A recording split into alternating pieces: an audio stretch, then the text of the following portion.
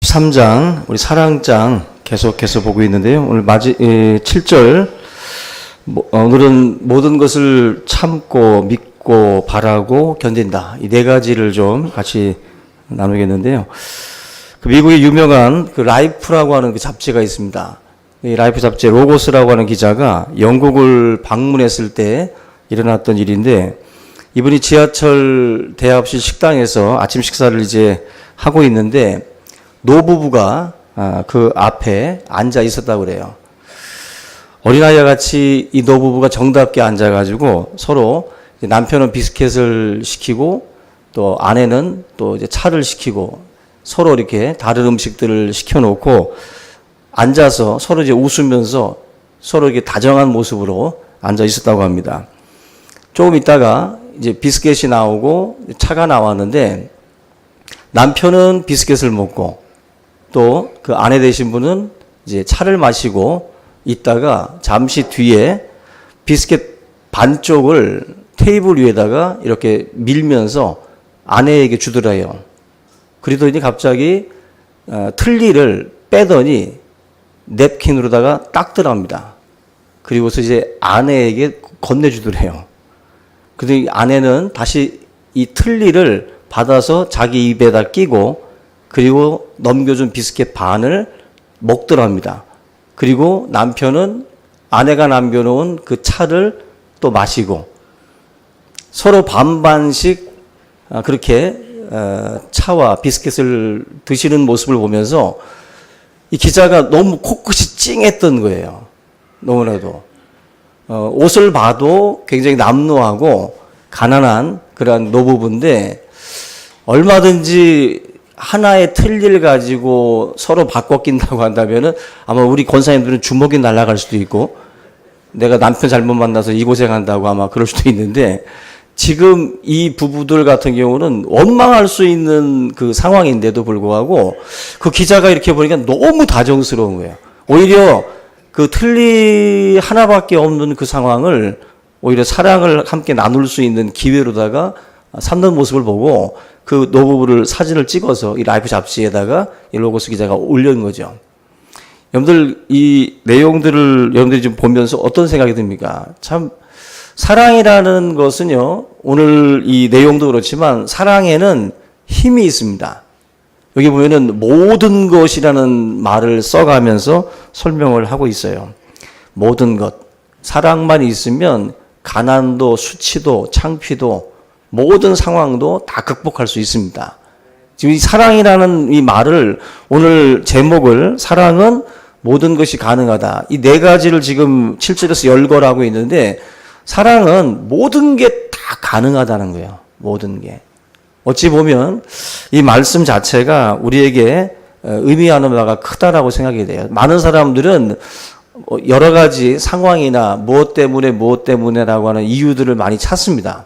그러나 성경은 딱 한 가지라는 거예요. 사랑이 없기 때문에 결국 그 문제들이 발생을 하고 여러 가지 우리의 입에서 원망이나 불평의 말들이 나온다는 것입니다.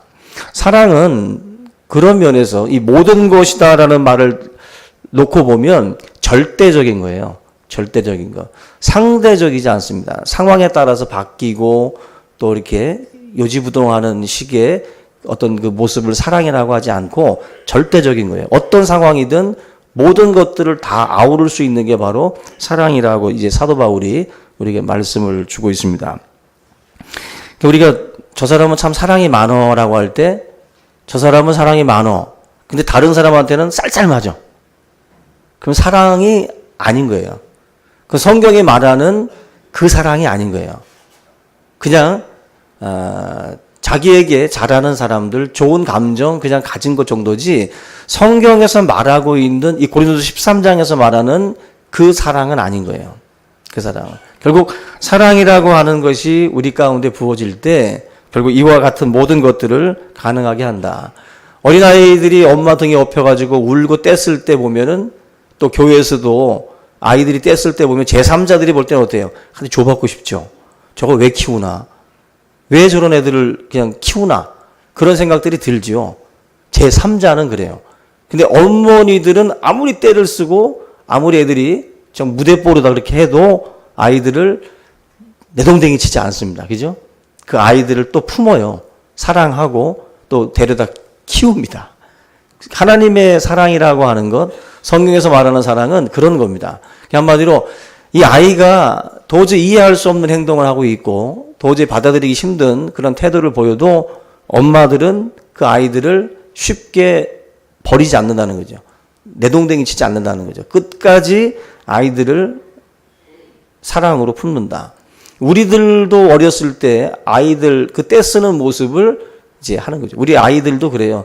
우리 세아가 좀 고집 부리고 그러면은 막 짜증을 부려. 그러면 제가 항상 하는 말이 너도 그랬어. 너도 그랬어. 너도 그랬어. 모든 아이들이 떼쓰는 모습을 보면서 큰 사람들은 답답해합니다. 답답해하고 이해를 못할 수 있어요. 근데 우리들의 어린 시절도 다 그 시절이 있었거든요. 어머니들이라고 하는 분들의 사랑이 만약에 절대적이지 않다면 우리들은 벌써 땅바닥에 몇 번 꽂아 박았어요. 부모들이. 근데 부모님들의 사랑은 절대적이죠. 아이들의 그 연약함과 부족함에도 불구하고 아이들을 사랑으로 키워왔기 때문에 결국 저와 여러분들이 지금 여기 있는 거죠. 만약에 그 사랑으로 키우지 않았다면 결국 어머니와 그 자녀들의 차이가 그래요. 어머니들은 모든 것들을 다 참아내면서 아이들을 키우지만 성장한 뒤에 자식들은 부모들을 사실 그렇게 못 대하죠. 부모님들이 자녀에 대한 사랑과 자식들이 부모에 대해서 사랑한다라는 것과는 좀 달라요. 다릅니다. 바로 어머니들의 사랑이 어떻게 보면은 가장 어머니다운 그리고 성경에서 말하는 사랑의 그 모습과 가장 가까운 모습이 바로 어머니들이 보여주는 그런 사랑이라고 볼 수가 있습니다. 그 요한일서 4장 10절에 보면은 사랑은 여기 있으니 우리가 하나님을 사랑한 것이 아니요 오직 하나님이 우리를 사랑하셨다. 우리를 먼저 사랑하신 거예요. 내가 먼저 사랑한 게 아니라 하나님이 먼저 사랑하셔서 우리를 위한 죄의 화목제물이 되어 주셨다라고 말씀을 합니다. 결국 우리가 전혀 이 사랑을 안 받아본 사람들이 아니라 예수님을 통해서 우리는 이 절대적인 사랑을 먼저 경험한 사람들이에요. 결국 하나님의 사랑을 받았기 때문에 저나 여러분들도 이 사랑에 대한 응답을 마땅히 해야 된다는 것입니다. 전혀 받아보지 못했다면 그 사랑을 알 수가 없죠. 그러나 우리가 우리의 모습을 보고 하나님이 나에게 베푸시는 은혜를 보면 그게 바로 7절에 말씀하는 그 사랑의 모습이거든요. 그 응답으로 저와 여러분들도 사실 바울이 말하고 있는 것처럼 이 사랑을 놓고 사실은 우리가 기도들을 많이 해야 돼요. 가장 부족한 부분이고 교회들이 왜 문제가 자꾸 많이 생기랍니까? 결정적인 건 사랑이에요. 가장 많은 문제들이 있지만 모든 문제의 근원은 들어가 보면 사랑입니다. 본문 보면 다 참는 데잖아요. 다 믿고 다 견디고 바라본다. 결국 사랑이라고 하는 것이 없게 되면 금방 뭔가 이렇게 폭발하고 금방 우리 자리를 뜨고 뭔가 우리의 마음 가운데에 사랑의 부족이 그런 우리들의 모습을 나타내게 한다는 것입니다. 오늘 이 본문은 결국 사랑이라는 건 엄청난 힘이 있다는 걸 말씀하는 거예요. 사랑은 엄청난 힘이 있습니다. 다시 한번 우리 함께 따라합니다. 사랑은 엄청난 힘이 있다. 그래서 오늘 모든 은사 중에 제일 큰 은사가 뭔지 아세요? 사랑이라고 그랬어요. 사랑. 막 신유를 일으키고 막 여러 가지 기적을 일으키는 것도 중요하지만 사랑으로는 그것도 가능하다라는 거예요. 사랑으로 기도하는 사람에게는 기적도 나타날 수 있는 거예요. 사랑이라고 하는 것이 모든 은사 중에는 가장 큰 거예요. 어떻게 보면은 모든 걸 다 품을 수 있는 게 사랑의 은사예요. 어떤 은사를 가진 사람은 그 은사를 쓸 때는 괜찮은데 다른 부분에서 문제가 많이 발생할 때가 있어요. 그 하나의 은사만을 가지고 그런 사랑이라고 하는 은사는 모든 것이에요. 모든 게 다 감당할 수 있는 그런 사람이 된다라는 그런 부분입니다. 여러분, 그 사랑에 대한 이야기 중에 이런 얘기가 있어요. 그 엘리나라고 하는 할머니가 있었는데 73살입니다. 근데 이 할머니는 화란 출신이에요. 네덜란드 출신인데 이 할머니 평생 소원은 담배를 끊는 거였어요. 할머니의 평생 소원이. 근데 73세까지 못 끊은 거예요. 이분이 뭐 담배 클리닉도 다녀보고 여러 가지 방법을, 아마 요즘으로 치면 전자담배도 한번 펴봤겠죠. 막 여러 가지 방법을 동원해가지고 담배를 끊으려고 그렇게 노력을 했는데 안 되는 거예요. 그러면서 이분이 73세까지 온 겁니다. 근데 어느 날 이분이 할아버지 한 분을 만나요. 78세 된 할아버지 한 분을 만나게 되는데 79세. 근데 이 할아버지의 이름이 제이슨이라고 하는 할아버지입니다. 근데 이 할아버지랑 이 할머니가 연애를 하기 시작을 해요. 연애를 하기 시작을 하면서 뭔가 통하기 시작을 했어요. 그래서 뭔가 결혼을 하고 싶은 마음이 이제 생겼는데, 이 제이슨 이 할아버지가 이 할머니한테 이런 말을 합니다. 나는 당신하고 결혼하고 싶은데 단 한 가지 때문에 당신과 결혼하는 것이 조금 마음에 꺼려진다. 바로 당신이 담배를 피우는 것 때문에 나와는 좀 맞지 않는 것 같다. 그때 이 할머니가 뭐라고 했겠어요? 가. 이랬겠어요? 가. 이게 아니죠. 이 할머니는요, 얼마든지 나는 담배를 끊을 수 있다. 제가 담배를 끊겠습니다. 결국 이 제이슨이라고 하는 할아버지를 사랑하니까 이 할머니가 78세 되도록 못 끊었던 담배를 끊은 거예요. 그래서 이 잡지에 이 기사가 뜬 건데, 그 할머니가 이렇게 고백을 했어요. 나는 이 경험을 통해서 사랑의 힘은 의지의 힘보다 위대하다는 것을 깨달았다. 의지의 힘보다 사랑의 힘이 더 강하다는 것을 깨달았대요. 사랑을 정말로 하고 정말 갈구하게 되면은요, 그 사랑의 대상이 요구하는 것을 들어주고 싶어요. 또 그거에 대해서 응답할 준비가 되어 있습니다. 여러분들, 사랑의 힘이라는 게 바로 그런 거예요. 예수님의 사랑, 하나님의 사랑도 그렇게 부어질 때 우리가 그분의 그 물음에, 그분의 그 요구에 응답하는 것처럼, 여러분 주위에 그런 경우들 있잖아요. 아버지들이 막 담배를 많이 폈는데 자식 낳으면서 아유, 내 자식 또 간접부변 나쁘대는데 하고서 끊는 경우들도 있고, 여러 가지 그런 어떤 그 사랑의 어떤 힘으로 자녀에 대한 사랑, 또 아내에 대한 사랑, 뭐 이런 그 사랑이라고 하는 이유 때문에 평생 의지를 갖고 도전했어도 안 됐던 것들이 되어지는 경우들이 있죠. 그게 바로 사랑이라고 하는 힘입니다.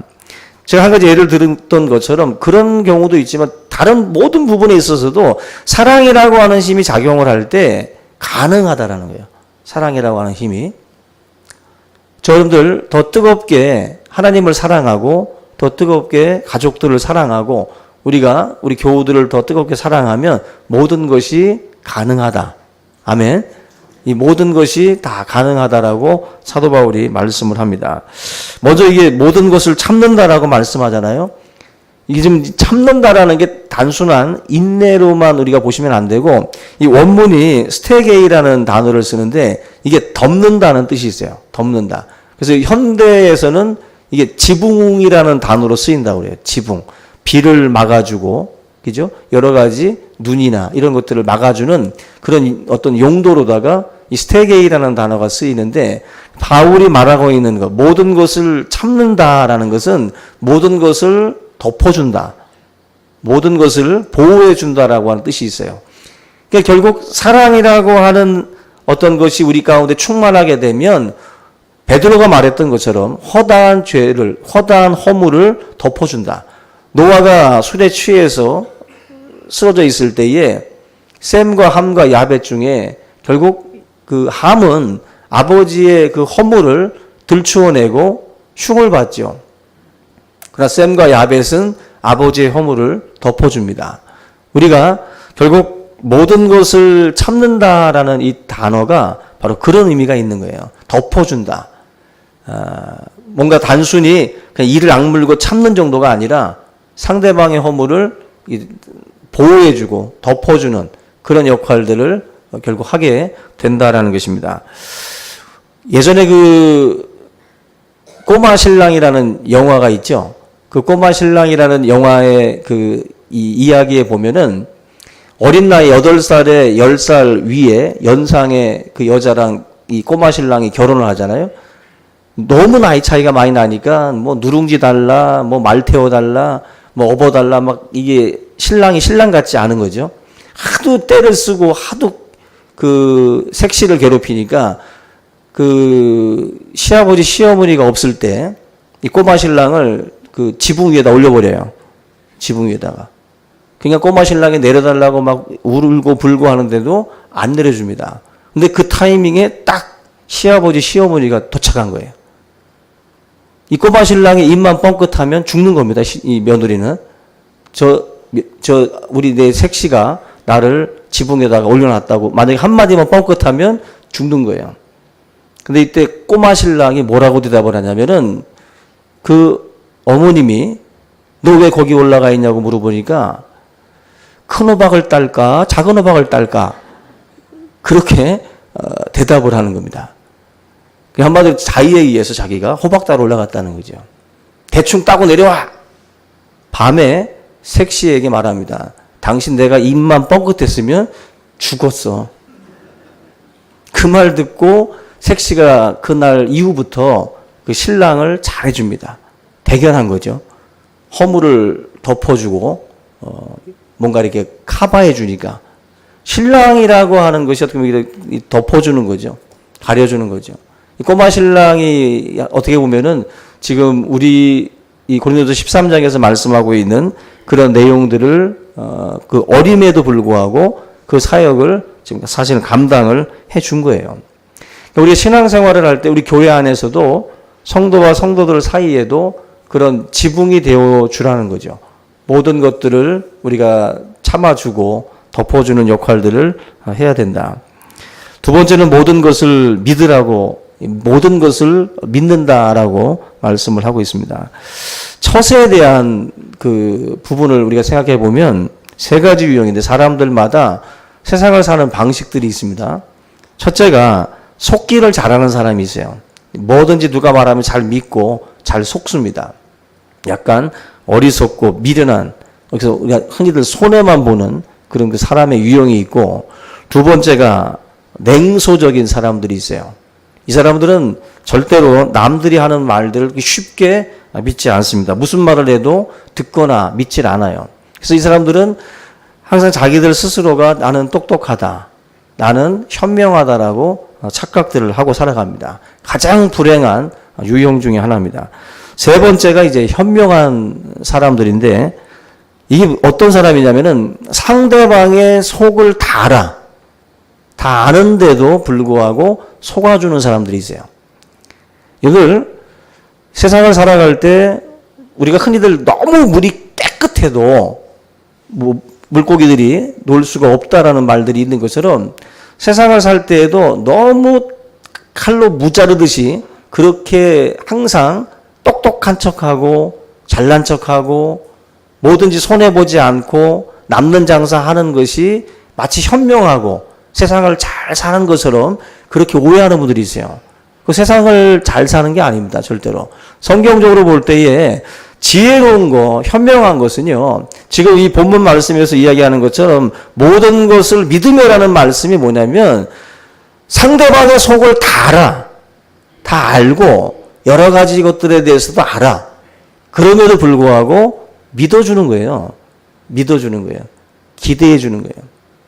그게 세상을 사는 방식 중에 가장 현명한 삶의 모습이라는 것입니다. 그래서 문제 아들 뒤에는 특별히 아버지와 어머니 중에 잘못된 어머니들이 있어요. 잘못된 어머니들. 뭐냐면 이 문제 아들 뒤에는 이 이 문제아들을 보면은 어머니들을 되게 미워한다 그래요. 어머니들을. 뭐냐면 어머니의 매력이 뭐죠? 알아도 속아주는 게 어머니의 매력이에요. 근데 어머니들이, 요즘 어머니들은 잘나가지고 내가 속을 줄 알아? 뭐 이런 식으로 해서 절대로 뭔가 이게 그 아이들을 수사관처럼 보는 거지. 마치 형사가 사람들을 쳐다보듯이 부모의 자리에 서서도 어머니의 자리에 섰는데도 불구하고 언제나 그런 식으로다가 사람을 본다는 거예요. 이 어머니를 미워하는 문제 아들, 그 속에는 너무 똑똑한 엄마들이 많다는 거예요. 너무 엄마들이 똑똑해가지고 알아도 속아주는 법이 없는 거예요. 알아도 속아주는 법이 없고 언제나 따지는 거죠. 언제나 사사건건 모든 것들에 대해서 의심하고 추궁하고 모든 것들을 그런 식으로다가 접근을 하니까 진절머리가 나는 거죠. 여러분 이 중에도 부모들이 성장 과정에서 믿어준 부모들이 있을 거예요. 자기를. 저도 그랬어요. 우리 어머님은 저를 믿어줬어요. 중학교, 고등학교 때 한참 방황하는 그 시기에도 어떤 일이 있어도 믿어줬어요. 집에 안 들어와도 믿어줬어요. 뭔가, 친구들하고 좋게 지내다가 작았지. 믿어줬어요. 무관심이었는지는 모르겠는데, 믿어줬어. 그래서 절대로 어떤 거에 대해서 막 추궁하거나 막 그러지 않았어요. 그냥 믿어주니까 책임감이 있어요. 믿어주니까 책임감이 있어가지고 선이라는 게 딱 있어요. 그 선을 안 넘어가. 어머님이 나를 믿어주는데 그 선까지 어떻게 내가 넘어가냐. 여러분들의 삶에도 믿어준다라는 게 되게 중요해요. 근데 어머니들의 이 매력을 잃어버린 분들이 많아요. 자식을 믿어주지 못하고 계속해서 추궁하고 계속해서 의심하고 그런 식으로 다 나아갈 때 문제가 생기는 거죠. 자녀들에게도. 여러분들 모든 사람이 다 나쁘다고 해도 어머니만은 그래도 자식들을 믿어주잖아요. 그게 어머니거든요. 우리가 볼 땐 저 죽일 놈, 저 무기징역, 아주 사형시키라고 해도 부모들은 자녀들 그거에 대해서 굉장히 가슴 아파하잖아요.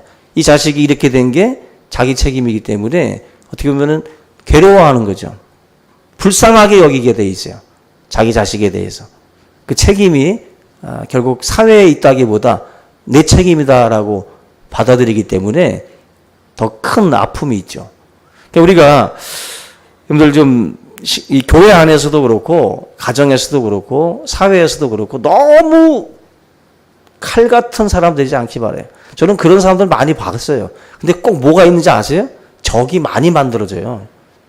적들이 너무 많이 만들어져요. 적들이. 없던 적도 해마다 새로 생겨나. 없던 적들이. 칼같이 모든 것들을 다 이렇게 정리하고 속아주지도 않고 뭔가 이렇게 여유가 없는 사람들이 있어요. 이런 사람들은 항상 모든 일들이 일사천리로 진행될 것 같아도 그렇지 않습니다. 오히려 태클을 설고 원한진 사람들이 많아지다 보니까 너무 힘들어지는 거예요. 삶 자체가. 여러분들 반드시 차라리 불의를 당하는 것이 낫지 아니야. 차라리 속는 것이 낫지 아니하냐. 바로 사도 바울의 말씀처럼 우리 여러분들의 삶에도 차라리 불의를 당하고 차라리 우리가 속는 것이 더 나은 그 상황들이 있어요. 그 상황에서 여러분들이 그러한 쪽들을 택하고 또 그 길을 또 선택하고 걸어가는 것. 그게 현명한 거라는 거예요. 그게 현명하다. 우리가 이 고린도 교회가 그 송사 문제가 걸렸던 거 아실 겁니다. 고린도 교회는 서로 이 파당이 있었기 때문에 소송을 걸었어요. 소송을 걸어가지고 서로 죽이려고 달려들었다고. 결국 이 부분이 결국 문제가 되는 거예요. 서로 좀 속아주기도 하고 서로 이해도 해주고 넘어가는 것이 있었으면 이런 일이 없는데 뭐든지 태클을 거는 거죠.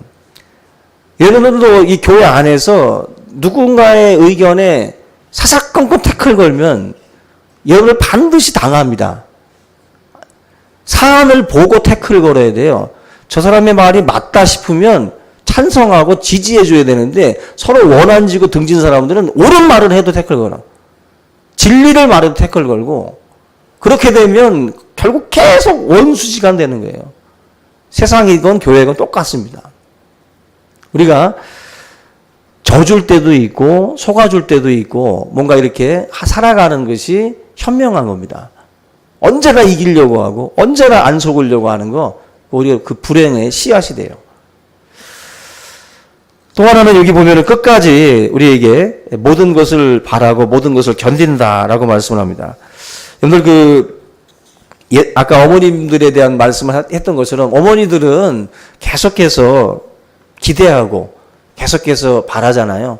뭐 에디슨도 그랬고 모든 그 사회에서 뭔가 이렇게 소외당하고 사회로부터 뭔가 거절당했던 사람들 그럼에도 불구하고 그들이 성공했던 밑거름들을 보면 어머니들이 계속해서 기대해주고 바라고 소망하는 그게 있는 거죠. 소망을 거두어 버린 그 인생은 어떻게 보면은 무너질 수밖에 없어요. 자녀들에 대한 그 기대와 소망, 끝까지 자녀들을 포기하지 않고 바라보는 그것, 그게 바로 사랑이다라고 말씀을 하고 있습니다. 우리가 그 성경에 보면은 과원지기에 대한 이야기가 나오는데 주인이 3년이 지나도 열매를 맺지 아니하니까 이 나무 다 뽑아버려라. 다른 거 심자. 그때 과원지기가 뭐라고 말하냐면은 한 해만 더 기회를 달라고. 내가 땅을 파서 이 거름을 주고 물을 주고 다시 한번 잘 키워보겠다라고 해요. 주인은 포기하고 다 거둬버리라고 하는데 과원지기는 한 번 더 기대하고 바라고 소망합니다. 우리도 교회 공동체 안에서도 누군가에 대해서 기대하고 소망하고 한 해를 더 기회를 주고 한 해를 더 하나님 앞에 기도하는 가운데에 하나님 앞에 많은 열매들을 맺을 수 있도록 우리도 같은 마음으로 그렇게 기대와 소망을 가지고 바라봐야 돼요. 그게 바로 하나님께서 우리에게 말씀하신 내용입니다. 성경은 이런 이야기들이 많잖아요. 그 요한복음 21장에도 베드로가 예수님 부인하고 갈릴리바다에서 고기 잡으러 갔을 때 그 자기를 부인했던 그 베드로를 직접 찾아가십니다.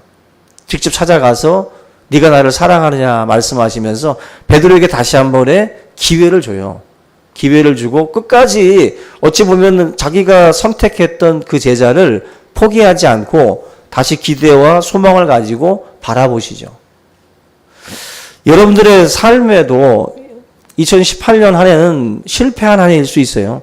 베드로처럼 실패해서 그냥 무너진 한 해일 수도 있습니다. 그러면 2019년에는 여러분들을 버리고 다른 사람을 붙드는 게 아니라 하나님이 다시 한번 기대와 소망을 갖고 바라보십니다. 그 기대와 소망을 가지고 또 그것을 바라보면서 우리가 주님의 일들을 감당을 하는 거죠. 웬 은혜인가? 내 자신이 내 삶을 돌아보면서 부족한데 하나님이 올 한 해에도 다시 한번 나에게 이 귀중한 직분을 맡기시는구나. 감사함과 또 겸허한 마음으로 그 사역들을 감당해야 될 줄로 믿습니다. 우리가 언제나 이 쓸모없는 사람을 왜 이렇게까지 계속 바라보고 왜 이렇게 기대하실까? 우리는 이해할 수가 없는 거죠. 결국 그 사랑에 베드로가 십자가에 거꾸로 박혀서 순교하기까지 결국 사랑으로 응답한 거예요. 그게 바로. 여러분들의 삶에도 그런 사랑들을 우리가 좀 많이 느껴야 우리의 삶도 그 사랑으로 연결될 수가 있습니다. 마지막은 견딘다라고 말씀을 해요. 모든 것을 다 견딘다. 이 견딘다라는 이 말이 아래에 남는다라는 뜻이다 그래요. 아래에 남는다. 끝까지 견디고 끝까지 남는 것. 모두가 다 떠나가도 끝까지 남아있는 것. 그게 사랑이다라고 말씀을 합니다. 그 중국 선교 대표적인 그 허드슨 테일러 이분의 이야기를 보면은 고국에 돌아와가지고 중국 선교를 준비하는 학생들한테 그런 그 말씀을 했어요. 무엇 때문에 당신들은 중국에 선교하러 가려고 합니까? 그때 많은 학생들이 대답을 하는데, 첫째로 수많은 영혼들이 멸망을 향해서 달려가고 있기 때문에 내가 중국 선교를 준비하고 있다. 또 다른 사람은 중국을 변화시킬 수 있는 유일한 그런 길이기 때문에 내가 중국 선교를 준비하고 있다. 그때 허슨 테일러가 그 말도 정답이지만 그것만 가지고 만약에 중국 선교를 가시게 되면 여러 가지 어려움이 왔을 때 흔들릴 수 있다. 그때 이 학생들이 이 허슨 테일러에게 질문을 했어요. 그럼 당신은 중국 선교를 뭐 때문에 하고 있냐고 물었어요. 그때 이분이 했던 대답이 바로 오늘 이 말씀과도 같은 겁니다. 결국 자기는 하나의 동기밖에 없다. 하나의 동기밖에. 바로 사랑하기 때문에 중국 선교를 하고 있다 그랬어요. 결국 여러 가지 이유가 아니라 그 중국 영혼들이 불쌍하고 사랑의 마음이 내 가운데 있기 때문에 중국을 향해서 갈 때 그때 여러 가지 상황들이 와도 극복할 수가 있는 거예요. 극복할 수가. 사랑이 기초가 되지 않고 선교라고 하는 것을 우리가 하게 되면 흔들려요. 무너집니다. 그냥 한 영혼에 대한 귀중함, 그 영혼에 대한 사랑이 없으면 안 되는 거예요. 어떻게 보면 핵심을 이 허슨 테일러가 짚어준 겁니다. 여러분들이 사랑이라고 하는 이 자체가 제목처럼 모든 것이 가능해요. 모든 것이.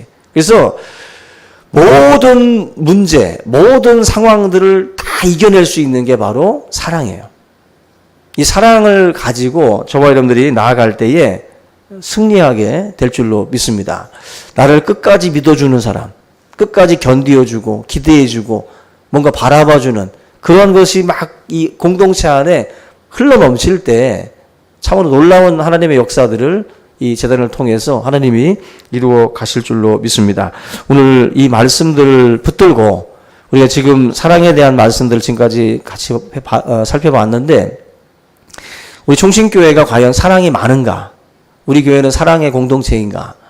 나 자신은 정말 성경에서 말하는 이 사랑을 정말 하고 있는가? 한번 우리가 돌아보고 올해 우리가 이 목표를 이루지 못했다면 내년에 또 도전을 하셔야 돼요. 내년에 또 도전하고 이 사랑이 내 가운데에 부어지기를 원합니다. 더욱 큰 은사를 사모하라. 그 큰 은사가 바로 사랑이라고 그랬어요. 바로 이 사랑의 은사가 내 안에 부어질 수 있도록 항상 우리가 이걸 놓고 기도하는 우리 모두가 될 수 있기를 주님의 이름으로 축원합니다. 우리 오늘 이 말씀 함께 붙들고 우리 통성으로 기도하겠습니다. 살아계신 하나님 아버지 감사합니다. 오늘 이 시간 우리의 마음 가운데 주의 사랑이 부어지게 하옵소서. 죄 많고 허물 많은 인생들을 위해서 이 땅에 오시고 그 모든 고초와 조롱과 멸시를 당하면서도 십자가를 지고 걸어가셨던 주님 우리를 사랑하셨기에 이 모든 것들을 감내하고 참고 견디며 그 십자가의 무게를 이겨내신 줄로 믿습니다. 아버지 하나님, 우리 안에 사랑이 흐르게 하옵소서. 우리 안에 주의 사랑이 흘러서 다시 한번 주님의 거룩한 사역들을 붙들고 승리하는 우리 모두가 될 수 있도록 인도하여 주시옵소서. 참으로 연약합니다. 참으로 부족합니다. 우리 모든 한 사람 한 사람을 하나님의 사랑으로 차고 넘치게 하시고 올 한 해 우리에게 부족했던 이 사랑을 주님 부어 주시옵소서. 주의 사랑이 우리 가운데 부어짐으로 말미암아 하나님 모든 상황들을 견디고 바라고 또 하나님 아버지 소망할 수 있는 우리 모두가 되기를 원합니다. 하나님 아버지 지붕이 되어주고 서로를 기대해주고 믿어주고 또 사랑할 수 있는 그러한 우리 충신교회가 될 수 있도록 인도하여 주시옵소서.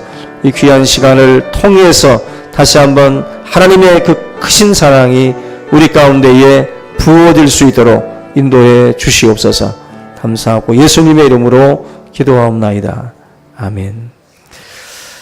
네, 우리 이 시간 찬송가 88장 찬양하시면서 봉헌의 시간 갖겠습니다.